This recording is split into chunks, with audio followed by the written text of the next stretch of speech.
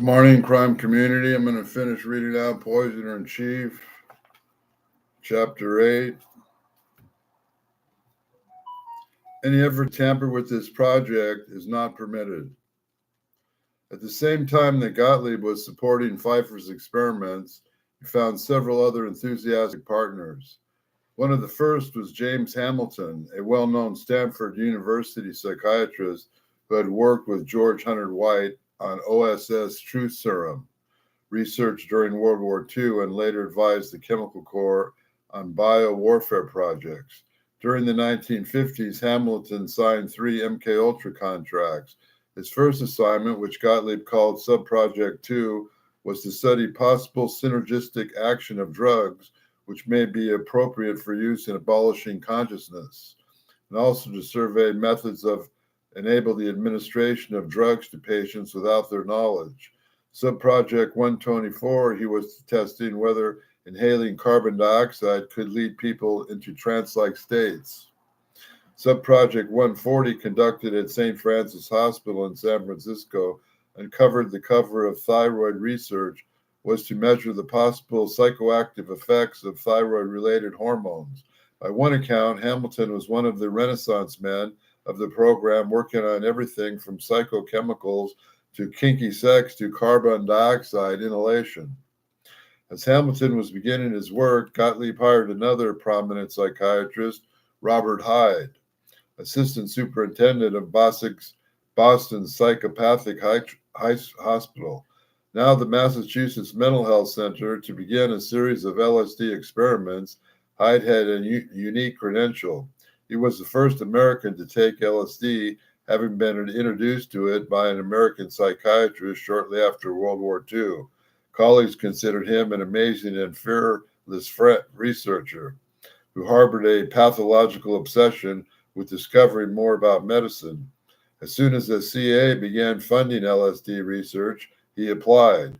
Soon, according to one study, hundreds of students from Harvard, Emerson, and MIT were unwittingly assisted the agency's research into the possibility of mind control.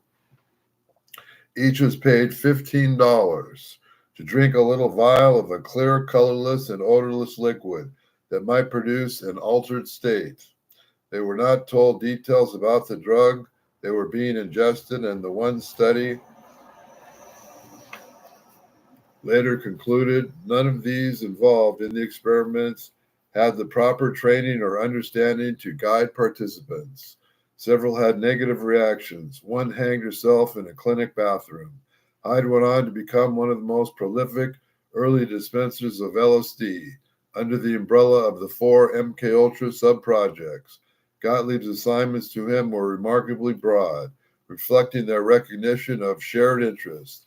Under Subproject 8, Hyde conducted a study of the biochemical, neurophysiological, sociological, and chemical psychiatric aspects of LSD. Under Subproject 10, he tested and evaluated the effect of LSD and alcohol when administered to individuals falling under various personality categories. Subproject 63 was to study the use of alcohol as a social phenomenon, which particularly emphasis on those variables that would prove predictive in the assessment and possible manipulation of human behavior. The surviving description of Subproject 66 is most elastic. Test a number of techniques for predicting a given individual's reactions to LSD 25, other psychochemicals, and alcohol. No connection that Gottlieb made during his first months running MKUltra proved more important and fruitful than the one he sealed with Arnold Abramson, a New York allergist who had shepherded through his first self-experimentation with LSD. Abramson was an LSD pioneer, using stock he ordered from Sandoz and later the effectively unlimited supply that Gottlieb and Eli Lilly made available to him. He distributed samples to other doctors and gave it to guests during parties at his Long Island home. One of his friends called these parties wild and crazy, along with all the sex and what have you. Another reporter that you'd be very, very surprised at who attended some of these events. In mid-1953, Gottlieb gave Abraham Abramson $85,000 in MKUltra money for the conduct of experiments with LSD and other hallucinogenics, along with the following lines: A. Disturbance of memory. B. Discrediting the aberrant behavior. C. Alteration of sex patterns. D. Eliciting of information. E. Suggestibility. F. Creations of dependence. The variety of these assignments matched the breadth of Abramson's interest in LSD. He fed it to Siamese fighting fish and described the reaction in a series of articles. More disturbing, he developed a special curiosity about the impact of mind-altering drugs on children. He closely mentioned experiments, including one in which 12 pre-puberty boys were fed psilocybin, and another in which 14 children between the ages of 6 and 11, diagnosed as schizophrenic, were given 100 micrograms of LSD each day for 6 weeks. He was done with great secrecy. One doctor who worked with the CIA said years later, "We went through a great deal of hoop-de-doo and signed secret agreements, which everyone took very seriously. Gottlieb shaped MKUltra almost entirely alone, so it reflected his own interest. His deepest conviction was that the key of mind control lay in drugs, especially as one study of this period explains, in LSD. Within the agency, Dr. Gottlieb found time to lead the chemists of the technical services staff on a series of increasingly daring experiments with LSD. They spiked each other's coffee and liquor. They spread it on their food. They tripped out in their offices and the safe houses in Washington and beyond. In the Maryland countryside, they were stoned for days at a time. There were moments of black comedy. A hallucinating scientist suddenly decided that he was Fred Astaire and grabbed the nearest secretary, convinced she was Ginger Rogers. Dr. Gottlieb regarded such incidents as the usual hiccups of searching for the magic technique he was convinced the communists were using. His sixth sense, the deductive reasoning which made him such a respected figure among his peers, convinced Dr. Gottlieb that there might be no quick answers. The only certain way to arrive at the one which mattered, success, was to continue experimenting. In that summer of '53, he encouraged his staff to go to search to how to take possession of a man's mind. He was no longer only the beast of Richard Helms's beauty, but also became known as Merlin, the great wizard. Watching his colleagues expanding their conception of reality under the influence of LSD, he would sometimes dance a jig. Those were among some of the happiest hours at the agency, equally only by rising at dawn to milk the goats. At best he could, Gottlieb integrated his home life with his professional quest. He and Margaret wondered what lies beyond the physical reality that human senses can perceive, and his self-experimentation with LSD coincided with their shared pursuit of inner wisdom. Years later, Margaret described the heterodox spirituality they developed. This is Margaret speaking. "I'm impatient when I hear people equate being good or religious with being Christian. There are many goods and many religions. As a Muslim's way to God is very similar to ours, and so is the Hindus or the Buddhists. And I can see that Christianity is more full of love or less full of fears and superstitions. Is there God? There is certainly force or a source that all mankind, and maybe animals too, feels. It amazes and delights me that the people who have known each other's existence on the earth have come to very similar questions and to similar answers down through the ages since our very beginnings. There is something that we all sense and are similar with. Please let us not say, 'My way is the only way.'" Gottlieb never confided through thoughts to paper as his wife did. His spiritual side, however, became part of his mystique. To reinforce his mystique, to inspire himself, he hung what he said was a verse from the Quran on the wall above his desk. "When they come, it will be asked of them, 'Did you reject my words when you had no full knowledge of them? Or what was it that you did?'" A crowd of reporters pushed towards George Kennan, one of America's most celebrated diplomats, as he stepped off the plane at Tempelhof Airport in Berlin on September 19, 1952. Keenan was then serving as ambassador to the United Nations, always a challenging post, but especially so during the early Cold War. He began by offering a few bland observations about U.S.-Soviet relations. Then a reporter asked him about his daily life in Moscow. That set him off. Don't you know how foreign diplomats live in Moscow? He snapped. I was interned here in Germany, and several months during the last war, the treatment we received in Moscow was just like the treatment we internees received then, except that in Moscow we are at liberty to go out and walk the streets under guard. Soviet leaders could not abide what they called slanderous attacks, comparing their country to Nazi Germany. They declared Kennan persona non grata, putting an end to his posting in Moscow. Many in Washington saw him as a martyr to truth. Some wondered, however, why such a gifted diplomat would have spoken such undiplomatic words. Keenan told friends in the State Department that he had become intensely frustrated with restrictions the Soviets had placed on him and blew my top. Richard Davies, who had been his deputy in Moscow, had another explanation. He reported that Kennan had been under enormous psychological pressure because he believed that he had fallen into the mission to ease the Cold War that was looking for an escape, and that he spoke provocatively in Berlin, knowing that his words would probably lead the Soviets to expel him. Inside the CIA, darker theory emerged. Officers who were looking for techniques of mind control already believed the Soviets were ahead of them. They took the Kennan case as proof.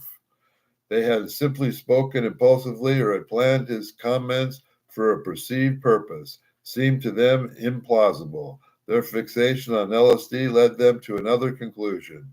Helms thinks that they may have dosed George Kennan with the drug, the CIA security chief, Shepard Edwards, told a colleague afterward. He's convinced it's the only reason Kennan would have acted the way he did. Gottlieb, in his drive to imagine every possible use of LSD, had already come up with the idea of surreptitiously dosing unfriendly foreign leaders. If these leaders could be made to behave strangely in public, he reasoned, they might lose popularity or fall from power. Like many other ideas that shaped MKUltra, one was based on fears of what communists might be doing. Kennan's case seemed to other proof that a new kind of psycho war was beginning. No evidence ever emerged to support the hypothesis that Kennan was drugged. Nonetheless, it seized minds into the CIA.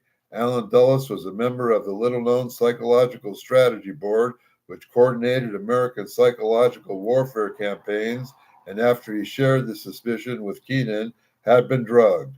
The board decided to begin monitoring American politicians for signs of change of personality and to detain and test any who behave suspiciously.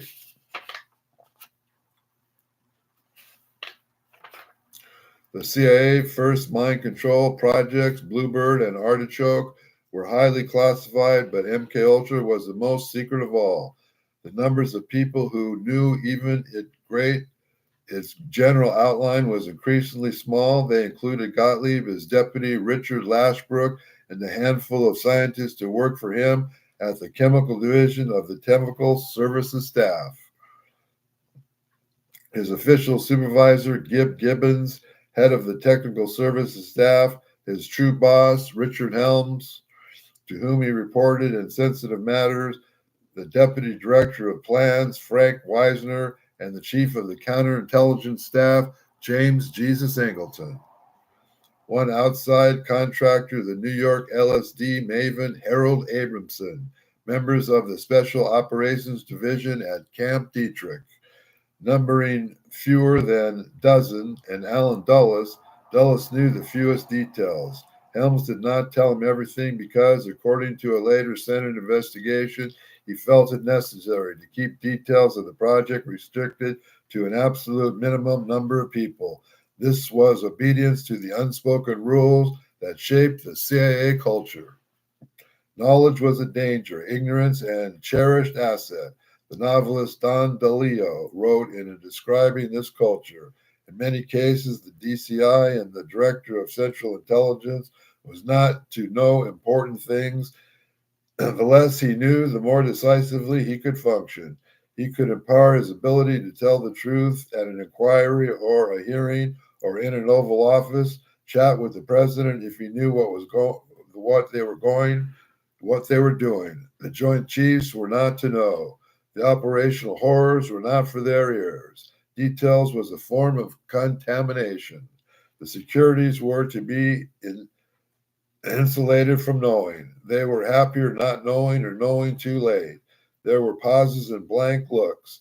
Brilliant riddles floated up and down the echelons to be pondered and solved and ignored. Just outside the inner MKUltra circle were several CIA officers close enough to the truth to inquire or complain.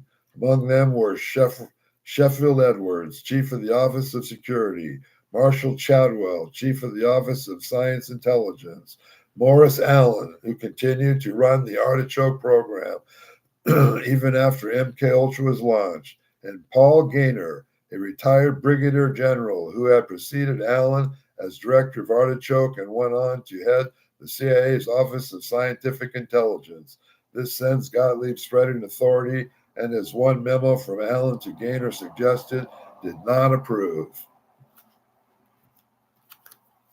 Sometime during the fall of '53, Mr. Sidney Gottlieb made a tour of the Far East for reasons unknown, but undoubtedly his connection with business of TSS. Gottlieb gave out samples of psychedelic drugs and ran some tests on various people out there using his drugs. It is not definitely certain that it was LSD, nor that we know the details Mr. Gottlieb used in his describing the chemical, but this appears to be the likely chemical. Gottlieb had also reported to have given some of the chemicals to some of our staff officers in the redacted with the idea that the staff officer would place the chemical in the drinking water to be used by a speaker at a political rally in the redacted. It had been reported that chemicals, pills, and ampules having a psychedelic effect having been passed around to some of our people in redacted, and whether these were handled out by Gottlieb or other TSS people is unknown. Redacted recently returned from Germany as he heard of staff officers who had given the chemicals and used them in subjects during interrogations. Redacted recently received information that the redacted have been working for TSS secretly on a sub-project known as MKUltra at the redacted, apparently testing work on drugs and drugs in combination with hypnosis. Details are lacking. In 1942, OSS was attempting to study drugs which might be useful in interrogation of prisoners of war. Connected with these experiments was one Major George H. White. It appears that White, or someone else by the name of White, had currently been picked by TSS and is engaged in doing secret work on drugs in an apartment in New York City, which TSS was hired for White. We are also informed that any effort to tamper with this project, MKUltra, is not permitted, hence the title of this chapter. As MKUltra spread into even darker reaches, the men involved in it had to consider the possibility of a leak or other security breach. It might happen if one of the initiates had an attack of conscience or a change of heart, was captured by enemy agents, or slipped into alcoholism or some other pathology that might loosen his tongue. This certain brought him back to their long-standing interest in induced amnesia. They originally hoped to use it to wipe away the memories of agents who had been programmed to commit crimes. Now they begin to imagine another use as the way to make CIA officers forget what they had done. In mid-1953, retired CIA officer underwent brain surgery in Texas since he was to be placed under anesthesia. CIA practice required that his doctors and nurses be vetted in advance. CIA practice required that his doctors and nurses be vetted in advance. As an added precaution, the CIA sent an officer to be present at the surgery. He retired with bad news. While the patient was in a semi-conscious state, he talked uncontrollably about his former job and internal problems at the CIA. He knew nothing about the MKUltra, but the example was frightening. Some individuals at the agency had known tremendous amounts of information. A CIA officer later said in explaining this problem, if any way could be found to produce amnesia in this type of information, it would be a remarkable thing. In the fall of 1953, Gottlieb traveled to East Asia to monitor the interrogation of prisoners who had been dosed with LSD, known at the CIA as P-1. When asked whether he had been witness to the actual operation of interrogation with P-1 in Asia during this period, he replied, "The answer is yes." He became impatient when asked if the interrogators were committed on unwilling subjects. "There is nothing such as a writing P-1 interrogation," Gottlieb said. "The very nature of that kind of interrogation is unwitting. So when you ask, was there any administration of P-1 in interrogations other than unwitting? That kind of is an oxymoron." During breaks from interrogation sessions at which we dosed prisoners with LSD at CIA safe houses in Asia, Gottlieb took folk dancing lessons. He pursued his passion seriously. His wife shared it. Sid got back from Manila a week and a half ago, and the novelty of having him home had not worn off yet. Margaret reported in a letter to her mother in early November his trip was successful and to him very exciting. He enjoys all the life experiences to the full, and to this one was so new to him that he had so much to see and absorb that he came back just about ready to burst. He spent almost all of his free time learning some native Filipino dances and getting the right costumes to do them in. Our hobby is still dancing and dances in all countries and teaching them to others. In the same letter, along with the weather report and the news about a swimming party she was planning for her children, Margaret confided that her husband had told her something startling. He had returned from Asia with doubts about his work. 28 months after joining the agency, he told his wife that he might quit. "Sid is considering a new idea these days," Margaret wrote. "He thinks that he would like to stop his career for a while and get an MD with the emphasis on psychiatry, and then do research in that field with maybe some private practice to keep us in bread and butter. This, of course, would take 5 or 6 years. Whether or not we could swing it is doubtful. Sid says that the most people do not know what they really want to do with their lives until they get to be about our age, but by then they are tied down with responsibilities and all kind of in a rut, so they go alone the way they have started because they are afraid to stop and start over again. This is a big step to take at this last date, and it will take nerve to do it. I would really like for him to at least try to do it. Leaving MKUltra would not be as simple as leaving a normal job. Gottlieb and his officers were partly of a deeply secret fraternity. They could think of themselves as scientists working to defend their country, but they were also torturers. They believed that the threat of communism justified all they did. Other Americans thought might disagree. A leak from MKUltra would expose deep secrets. If anyone who knew those secrets were to be stricken with doubts or wanted to drop out, the result would devastate the CIA. For a time, this fear was hypothetical. Suddenly, it erupted into terrifying reality. As Gottlieb pondered his future, one of the other MKUltra men reached his breaking point. That's the end of that chapter. The next chapter is Fell or Jumped. This will be about Mr. Olson. Was he pushed, fell, or jumped? They have the technology to figure it out, but they're still going to lie about it. So anyway, I hope we keep learning. I hope you enjoy my stream at all.